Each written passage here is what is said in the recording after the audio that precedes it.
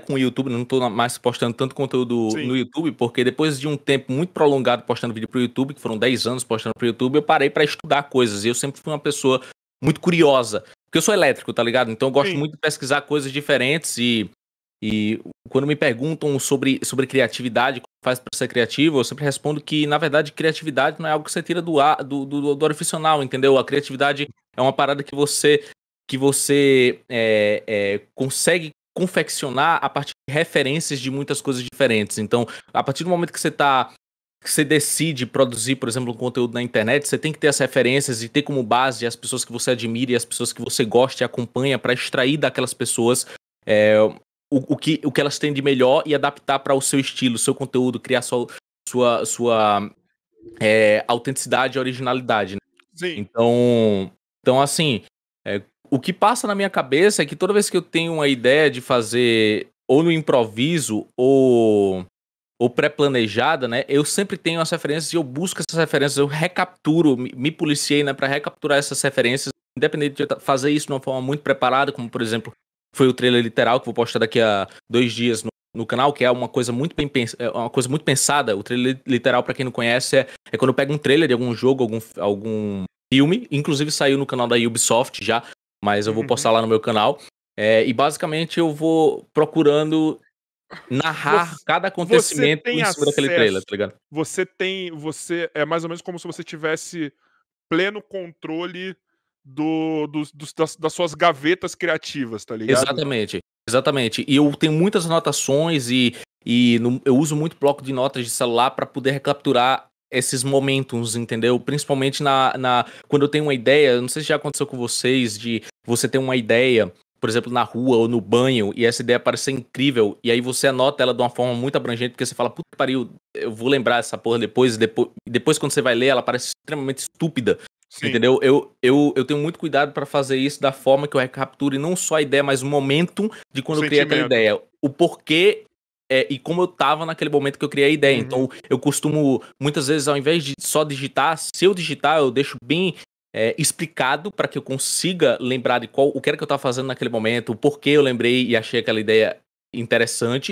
Eu gravo vídeos e eu gravo áudios contando pra mim mesmo aquela história e aquele momento que eu tava pensando. Entendeu? Então eu consigo capturar muito bem dessa gaveta de referências e ideias que eu tenho na minha cabeça, uma ou mais ideias que possam compor uma nova, sacou? E uma outra coisa também que eu faço bastante, que eu acho que muita gente não presta atenção, porque até tem um tipo de, não sei, receio das pessoas de copiar, sabe? Puta, se eu tô fazendo uma coisa que é semelhante ao que alguém já tá fazendo, já fez, eu tô copiando. E não necessariamente.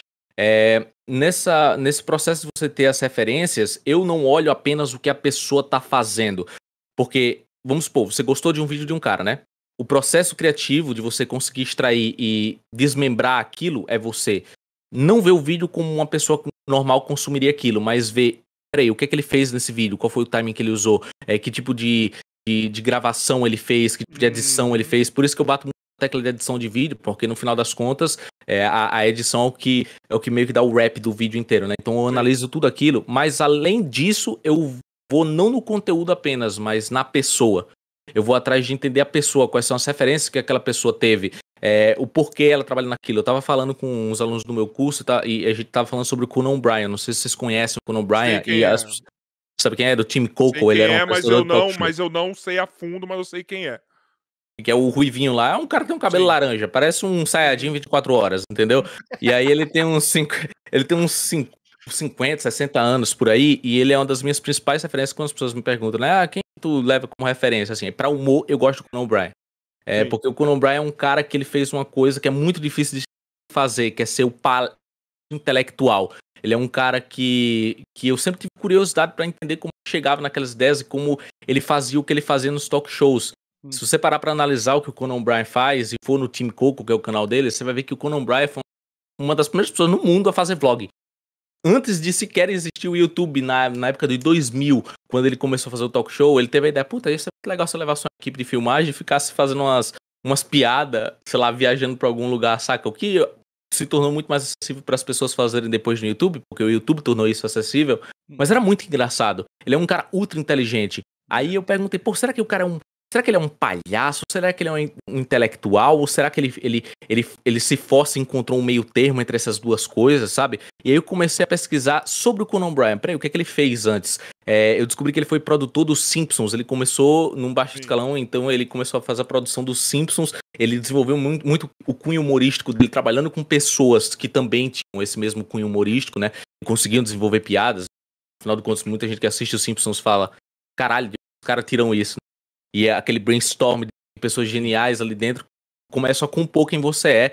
Uma frase que ele falou também, pô, eu tentei ser muitos humoristas diferentes e quando eu vi que não consegui, eu tava preparado pra ser o mesmo, entendeu? Ele tentou ser outras pessoas, viu que não conseguiu, mas aprendeu tentando ser aquelas pessoas, entendeu? Até desenvolver a autenticidade dele e conseguir trazer isso pra, por exemplo, o talk show que ele produziu depois. E o cara era tão fluido, saca? Ele apresentava de uma forma tão natural, tão orgânico pra ele fazer aquela parada, que eu falei, caralho, deixa eu pesquisar aqui. Eu fiquei curioso, né? Deixa eu pesquisar aqui qual o primeiro talk show que ele fez.